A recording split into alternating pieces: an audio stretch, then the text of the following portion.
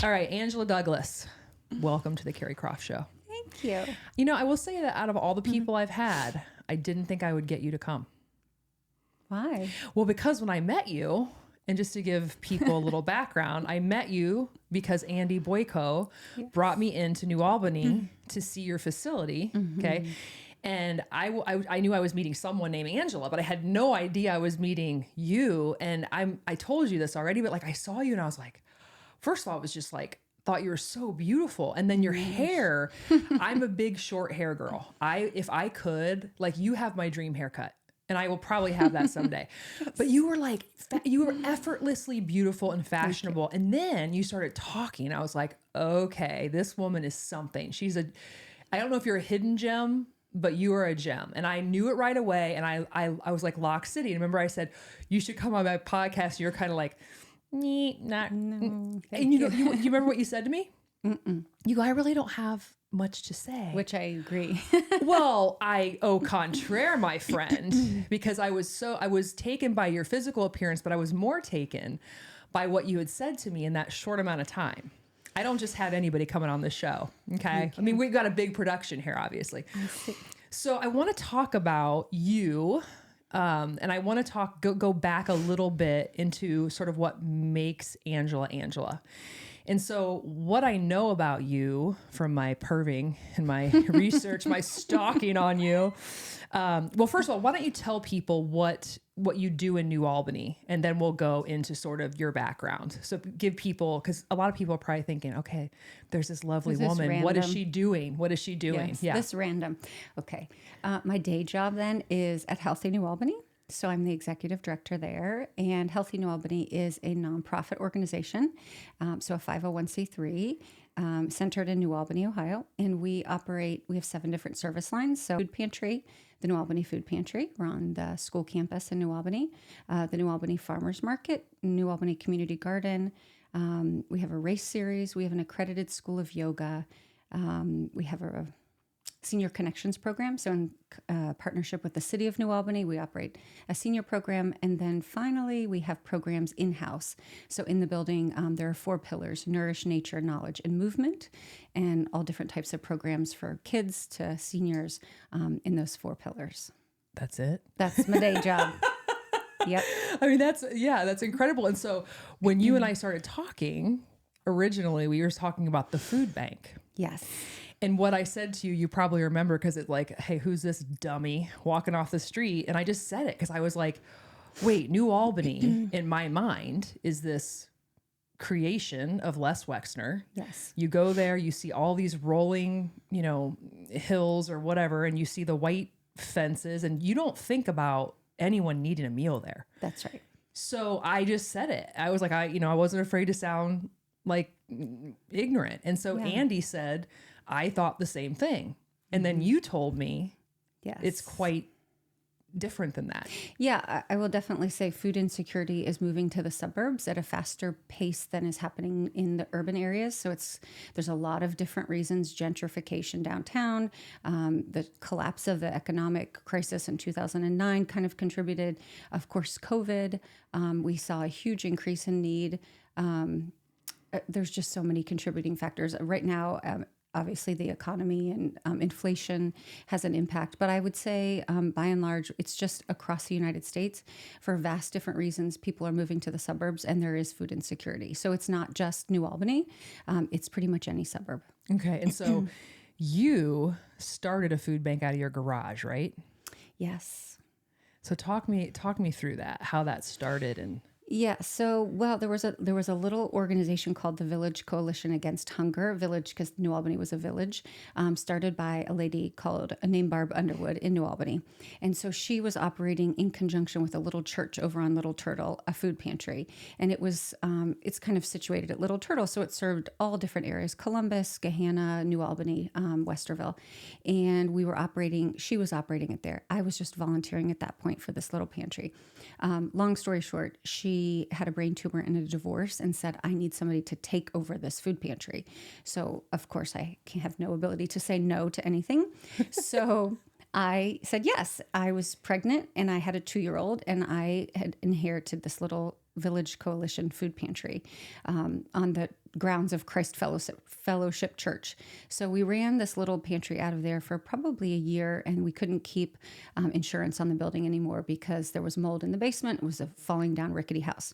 And it was serving at that time, like I said, Westerville, Columbus, and New Albany. And so I realized that when we shut the pantry down, there were people in my community in New Albany that were not going to have other places to go because Moose Food Pantries, I learned, are zip code specific. So the people that were coming from Gahanna or Westerville or Columbus would have other food pantries to serve them because their zip codes allowed them to visit other food pantries. In the case of New Albany, there were no food pantries where those families could go. And some of them were kids that I knew from our school system, and it kept me up at night. So yeah. We took whatever we could from the house and moved it into my garage and started serving people there.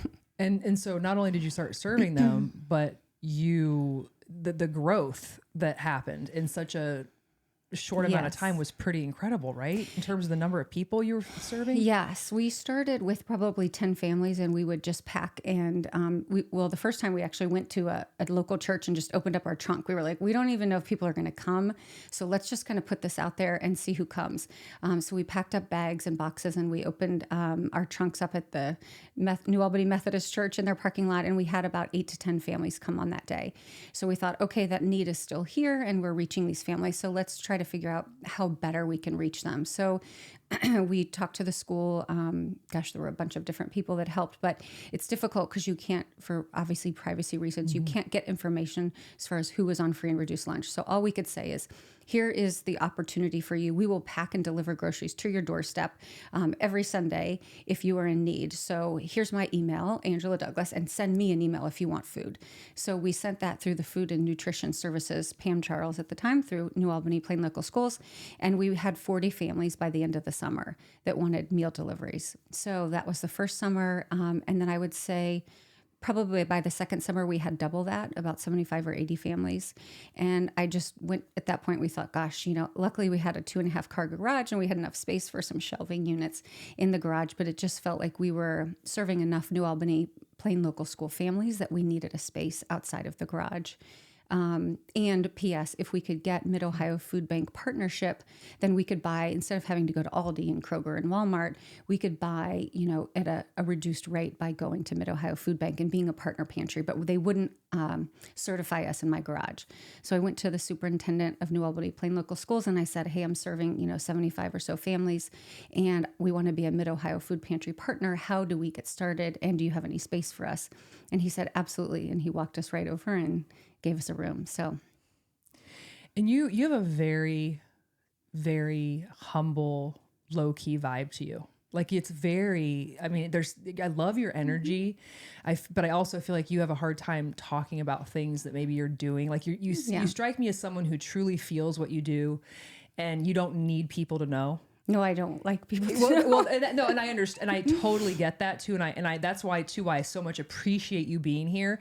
But I know, it is important also just to create visibility around, what you're doing. And I know that you had won some award, and the name has escaped me, but it was for service, correct? Yes, it's the McCoy in New Albany. It's a very esteemed award for people that do service in the community. And how'd that feel? Did that feel? It was horrifying. Was it? Horrifying, and they knew it. Like. It's sweet. Craig Moore and Lisa Hinson and people that were involved in the awarding or making the selection knew that it horrifies me to be acknowledged. So they kind of knew that was going to happen. So they kind of tricked me into it and didn't make a big fuss over it, which was great because they knew it. It's troubling. So So take me back to where does this come from with you? Because when I was reading about you, and I did bring up that quote that I thought was so cool. It's like, you said something about being of service is sort of tattooed inside of you, which I thought, wow, like not everybody can say that. Yeah. Not everybody can say, I'm always trying to figure out how to do more, and aren't we all? But like, there's people like you that are just doing it. It's just in the fabric of who you are. So where did that start? My gosh. Did you ask the question? You're going to make me cry. Okay. It's so funny. It's tattooed in my soul. And I feel like to some degree, people are just born a certain way. Like artists are born to create art, right? For me, I just don't know how else to be in the world other than to serve. I feel like I've always felt that way. Even as like a kid, I don't know. I have this vast memory of going to Washington at some point in my childhood, and there was like a statue, and it said something about service, and it's this beautiful sculpture of a woman's. It was probably like a Red Cross or something, and I like burst into tears. Like it felt like validation for the person that I am in my soul. So as weird as that is. No, it's not. It's beautiful. So I feel like I was born with it, number one. And I think two other things, if I look back in hindsight, I would say my mom was a struggling single mom. So watching her struggle and try to make ends meet was part of, it was shaping for me. So something like the food pantry, when I see families and they're struggling, it takes me back to seeing my mom trying to do her very best for two young girls. So I think that's part of it. And then I guess that just continued on being in the military and being overseas after Bosnia, and I was part of the NATO peacekeeping force in Sarajevo, and we worked in refugee camps and in orphanages. And it, for somebody that's already, dedicated to service, it just changed me in so many ways. Just made me realize I only have, 80 years on this planet, and I have so much to do. So I think those two things kind of just shaped me. You're you know what I mean? It just needs a moment. Like you're something. So let's talk about the Army. So the same mindset, being of service. When did it click for you that I want to go into the Army? Oh gosh. So it seemed I guess when you distill it down, I had a wonderful school counselor. So shout out to high school counselors and I wish I could find this man, honestly. It was at Hoban High School in Akron, Ohio. And he just said, I really feel like you would benefit from this program. He was a West Pointer. I knew nothing about the military. He just said, I really feel like this would be an opportunity for you to excel. He talked a little bit about the ROTC program. I think he probably knew, maybe we didn't have a ton of money, so maybe the ROTC program would help me pay for a good college, which it did. So he encouraged me to apply, and just that's kind of what happened. So it wasn't any brainchild of mine, for sure. So incoming stupid questions. I'm just going to let you know, I'm about to ask some stupid questions here. So were you like in the Army like a soldier? Yes. So you were doing like the boot camps, and you were like you were a soldier in the Army. Yes. So you, through the ROTC program, you go into undergrad. So I went to John Carroll for my undergrad, and you're in the ROTC program. So you're there training, and you're learning, military history, military training. Every Thursday you have lab where you go do Army drills. On the weekends you do training. You do 6 weeks in between your junior and senior year, which is like a camp where you it's almost like you learn infantry tactics and different things like that. And then you're commissioned from there into the Army.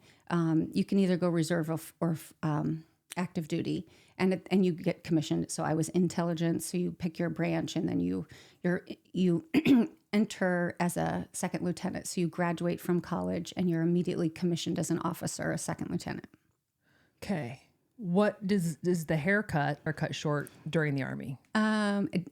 During the Army, and we would be I was with First Cav out of Fort Hood, Texas, and we did a lot of training. It was of a highly deployed unit, so we were in the field a lot. So yeah, like randomly the guys were like, let's cut your hair, and we cut my hair, and then we kept it. Yeah. So and so I'm so taken by you for so many reasons, but on the surface you're this soft, subtle, beautiful woman, and you were in the Army, so there's some badass in there. Like you've like you don't just go in the Army willy-nilly. Like you were in the Army.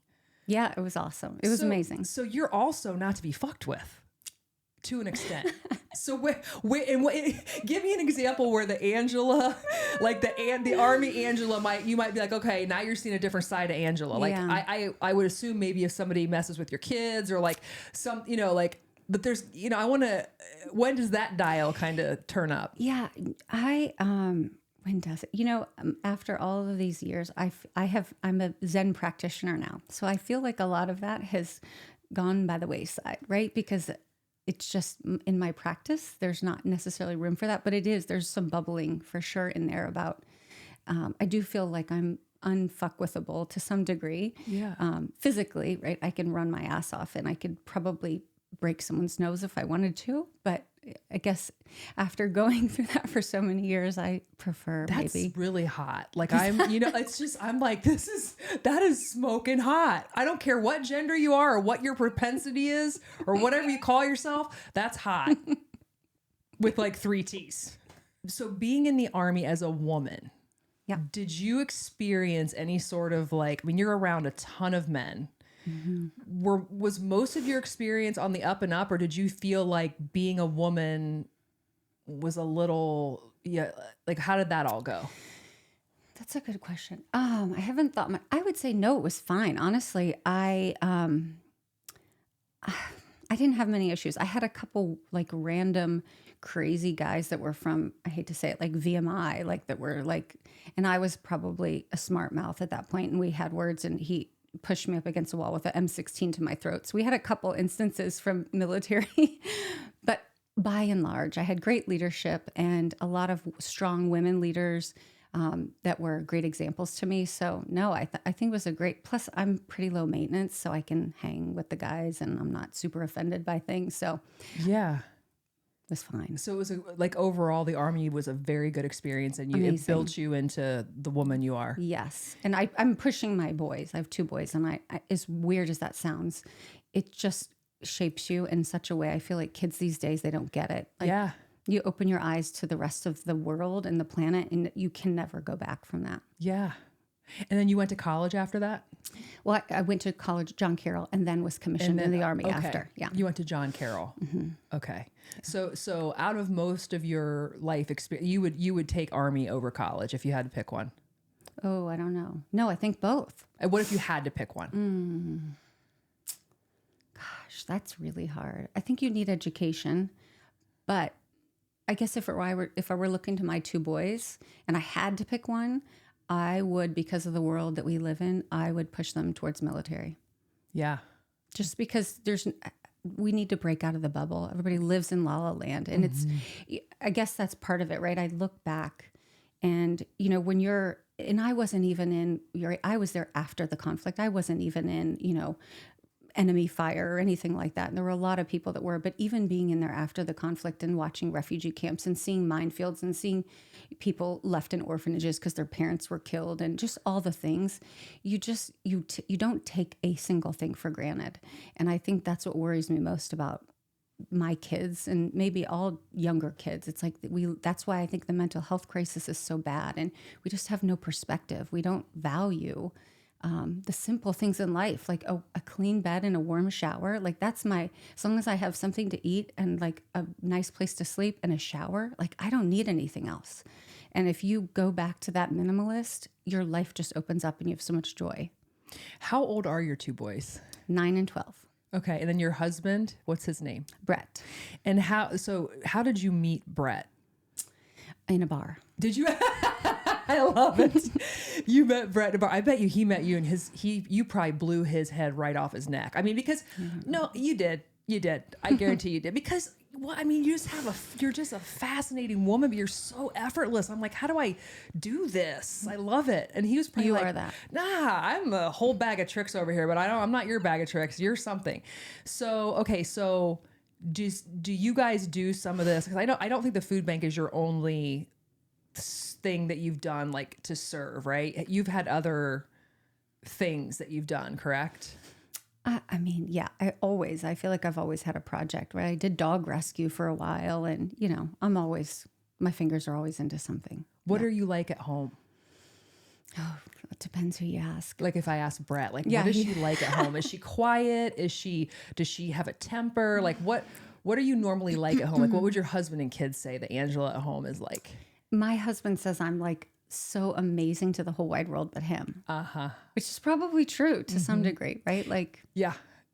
You know, it's funny. So the guy I had on earlier, we were talking about that too, about no matter how fantastic you are walking the world, I don't care who you are. You put yourself with someone else on the day-to-day grind. Yeah. And that shit starts to like, you have to really work at the whole familiarity breeding contempt thing not happening. And you probably are someone who just gives of herself all the time. And then your husband's like, can I have some fumes over here? 100%. Can I get a breadcrumb?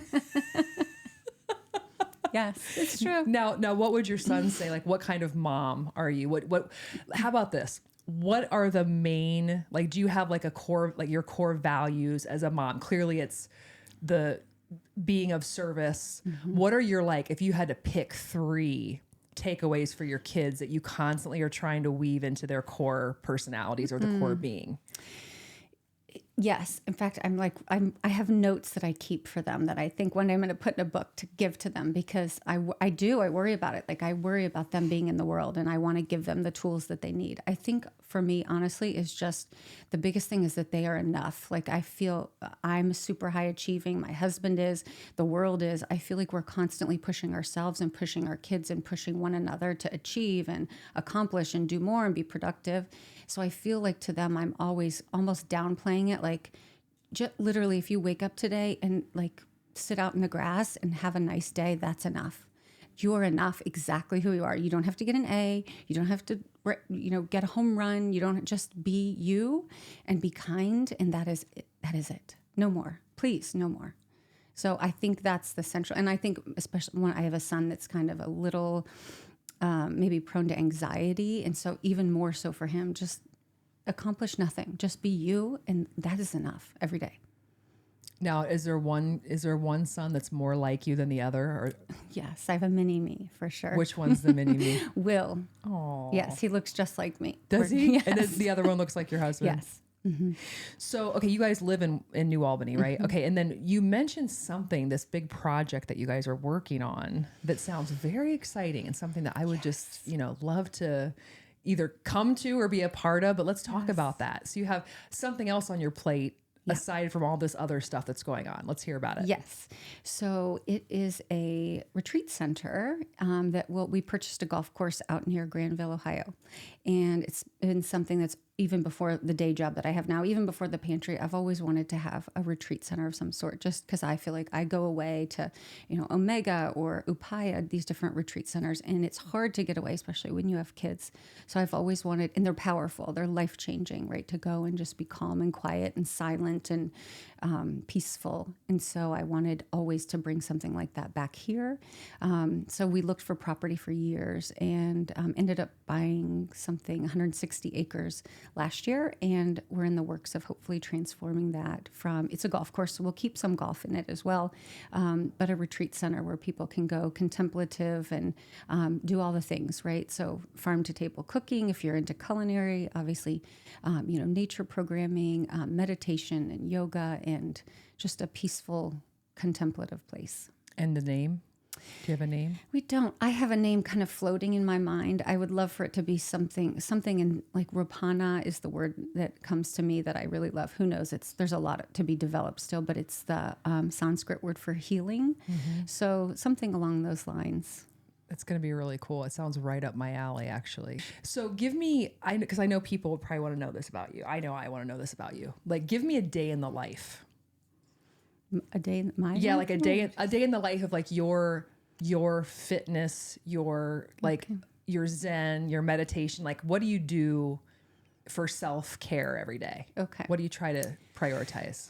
Yeah, and I'm not always so good at it, but I try really hard. So I wake up and I end up waking up in the morning like completely like white knuckled, like, oh my gosh, like there's so much to do. And I'm like, I start to sweat, so that I kind of like immediately try to let go, like in my mind, literally turn my white knuckles into like open palms and just start to breathe and focus on the energy of letting go, instead of being frantic about all that has to be done. Because I feel like when you have to create from that space of peace and joy, whatever that is for different people, right? Just in that open space, that's where the good work comes from. So I try to turn my white knuckles into open palms.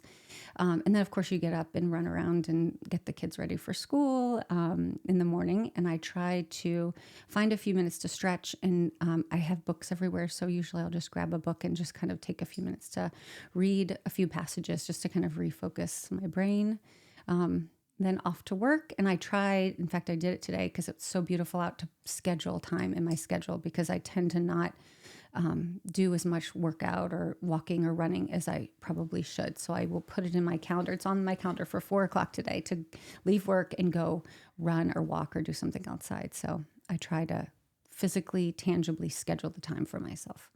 Okay, so we were talking about books. Let's talk about, because I know people love to hear book recs. Yes. And I was telling you that I'm reading the 1619 Project and the Conversation. Those are like intense, right? They're more like intense about race and things that you need to know, and they're actually both very, very good. What's on your nightstand? Yes, what is?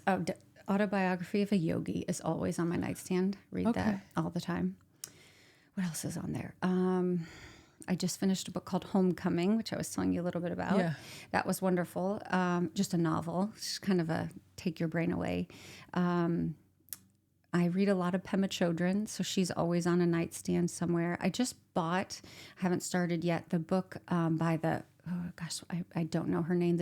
She was the CEO of PepsiCo company forever. She's an Indian woman, so I'm excited to read that. That is sitting there. Probably I just finished maybe 2 weeks ago, Cutting for Stone, which is, I probably read it 3 times. It's one of my very favorites. What's that about? It's so good.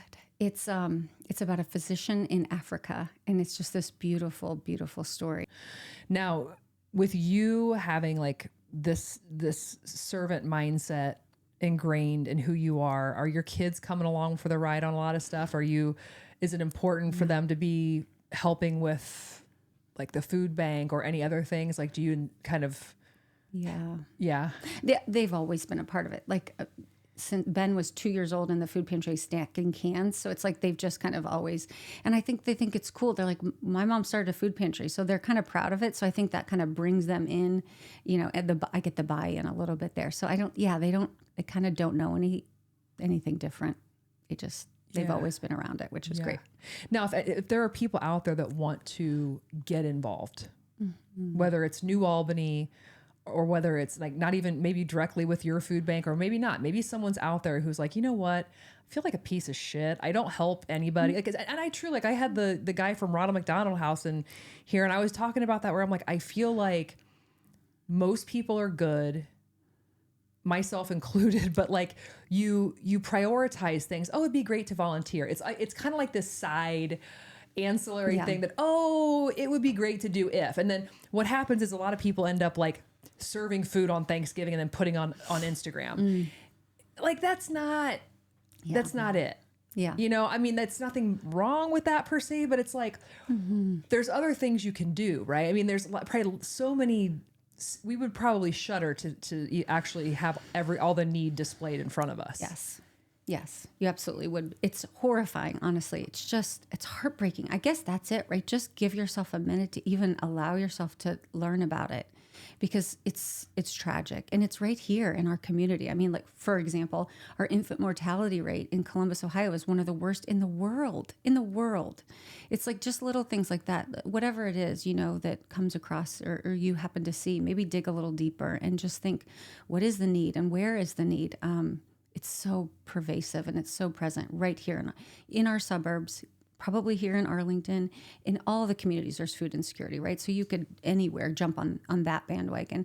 But whatever it is, I think just people being aware and spending a few minutes to really to care about it, not just to do it, to check the block and to, fulfill the your guilt complex, but to really just think about what that means. And I think about the impact too, right? I mean, a little thing that you could do could potentially impact a child or a family. And maybe if you focus on that, it's easier to kind of, be inspired to do something. It is interesting, right? It's hard to get someone to focus or to care about something that's kind of, is it abstract? Right. When you can zone in on an actual person or family or experience that you had, that's when the emotion is attached, and you're like, well, shit, I mean, hell hath no, I wouldn't, wild horses couldn't keep me away from this. Yeah. So I think it's trying to find some way with people who are busy and they have a million other things going on to be like, no, this should be like in the core of what you're doing. Right. Just, if you have to schedule it, right, once a month, or if you can only give money, that's fine. If you don't have the time to go, that just spend a little time researching where the need is locally or wherever you want to give, and put your heart and your money towards that. And, just, I guess it's a commitment, just like anything is, right? Not a lot of people walk the walk. My friend Molly Barrington walks the walk. She does. Is it called the open shelter?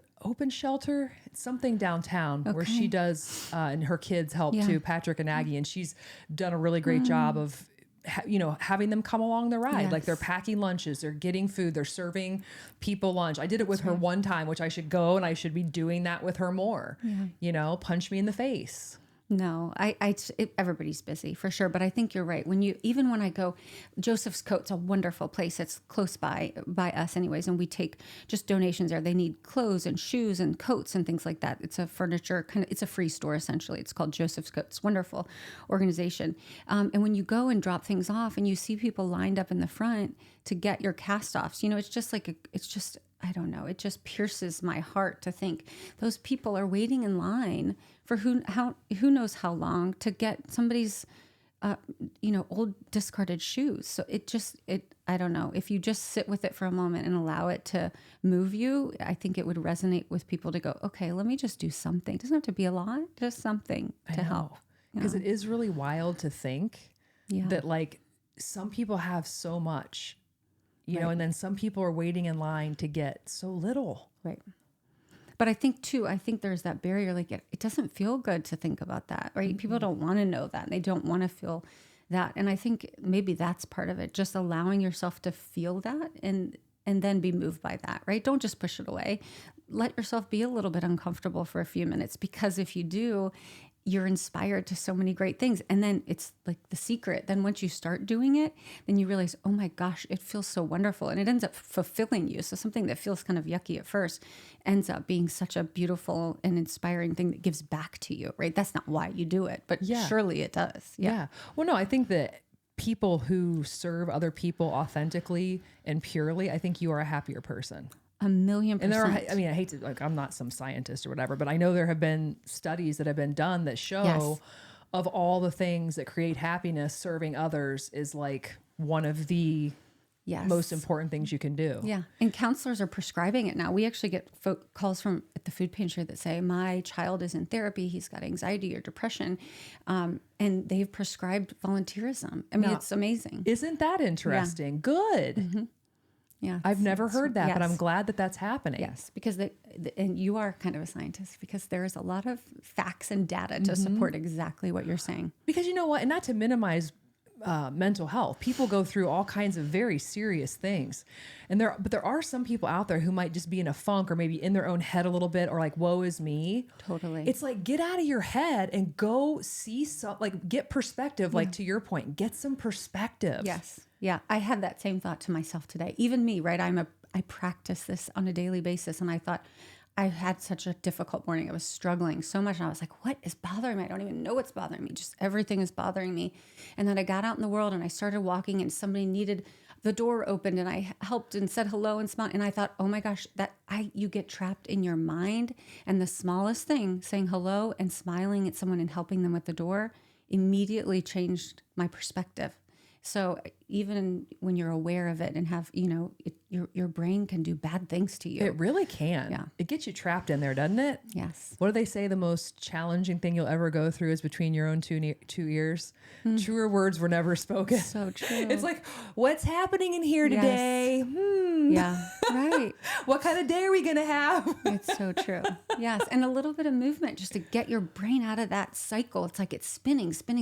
Like you got to reboot. Yeah. And then you get energy from other people. And I can imagine that being in the food bank, you probably have these characters that come all the time, and you become like, you miss them if you don't see them, or they all have stories, right? And I'm sure there's some that are chatty and want to, you probably have some you can think of in your head right now. Yes. Yeah. No, it's wonderful. That your life would be less colorful without. Yes. Yeah. And so much less, like I said, it's really interesting. There's so many, just the world these days, we have refugees seeking asylum in the U.S., right? That's a big political issue. For whatever it's worth, we have a large population of Venezuelan families in New Albany. For various reasons, they've come to settle there. So to hear their stories, we have 5 families that were Air Force pilots. The dads were Air Force pilots. They were being forced to fly drugs to Russia. So literally, they fled in the dead of night from Venezuela. The economy's crashing. They took their families. They went to Miami, and then they came up north. They knew a professor at Ohio State, and they ended up landing in New Albany. So yes, to see those families come in every day, and the gratitude, they're like, you don't even understand, right? You can walk the streets here without being afraid of being shot or your money stolen for food, and there's food on the shelves here, and like, again, the little things. And when you go into that food pantry and you hear those people come in and say, you have done so much for our family, and let me tell you why. It's like, it's crazy. And you're like, no, you're giving me so much. Totally. Yes. Beautiful families, just amazing. And you think, you throw your kids into a car and grab a backpack, and you leave your whole world, your country, everything you've ever known. And I will say a lot of our families from Venezuela, they were, middle class, upper class. We have, there's judges, it's such a unique and growing, beautiful population. But yeah, to think you leave all of that behind and start over, and many of them will never be able to do the work again like they could there, because right, if you're a judge, you're not going to be able to come here, your credentials don't transfer and so forth. So but you leave so that your family can be safe. What has been their like path of least resistance to start making money here? Do they talk to you about that? Yeah. In fact, we just had a family, which is so awesome. They bought their first house, so they're back on their feet. They have been, so the husband started in like construction, doing drywall and just jumping in wherever he could, because it takes them a little while to get their work permit and visa and everything they need to work officially. So he just did a lot of construction, and she was doing Uber Eats, driving, and then working for Amazon. And it's just, they find work wherever they can get it, for sure. Isn't that wild? Yeah. Like, going back to my ignorance about New Albany, it's like, you don't even know the pockets of people who are struggling within an affluent community like that. It's just, you don't see it. No. And that's, in fact, that family, they were just a beautiful family, but the school literally called us. They had arrived in January, and the kids were in school in flip-flops and shorts. And they said, we really need to get some help here. We're not really sure what the situation is, but this is their address, and this is the mom. This is a phone number you can reach her at. And we went to they had an apartment. There were probably 12 people living in a 2-bedroom apartment. And we took food, and they had literally, it was the kids, and there was I can see it so vividly, it was a floor lamp. That was it. That was all that was in there. And that's how they were living, just to try to, and now, like I said, this family in particular that I met with boxes of food and a floor lamp, they just bought their first house, and their kids are playing soccer, and, they're speaking English, and they're thriving. So it's really cool to see. So who do you, like, I probably maybe can answer this, but who do you look up to? You mentioned your mom, and you got choked up, and just hearing that your mom was a single mom and she was like grinding it out. Yeah. For you and your sister, like, is that who you look to, where you're like, that's my ultimate? Yeah, she's pretty much a rock star. I treasure her, for sure. Of course, like, the Mother Teresa's of the world. I love, that's just serving the people. That's probably number 2. My mom, and then Mother Teresa. Shout out to your mom. And she really did a great job, I will say. Whether it was, whatever she did, the struggle, she did something right. Thank you. Big time. Well, Angela, thank you. This has been an absolute joy for me. And I think the one thing, you said a lot of really great things, but the one big takeaway for me that sat with me big time is just getting perspective. Mm-hmm. I think getting perspective is just one of the most important things you can do to just not only get out of your own head, but just figure out how you can walk in the world in the best way possible. Because if you don't have perspective, you're just stuck in your own little version of whatever's going on. Yeah. Private hell, for sure. Yeah. So thank you for that. Thank you for just, creating this amazing footprint that is Angela Douglas. And the shout out to your boys and your husband and your mom. And I hope they're all, I'm sure they're just, bubbling over with pride for you anyway, but I'm excited for them to hear this. I know you'd rather this never be published. Yes. Seriously, thank you. Thank you. Thank you so much. Thank you for all that you do. No, of course. All I'm doing is just sitting here flapping my gums. I gotta come to the food bank. Seriously. And for everybody out there who wants to keep following your girl, follow me on YouTube, Spotify, or Apple. And until next time, keep moving.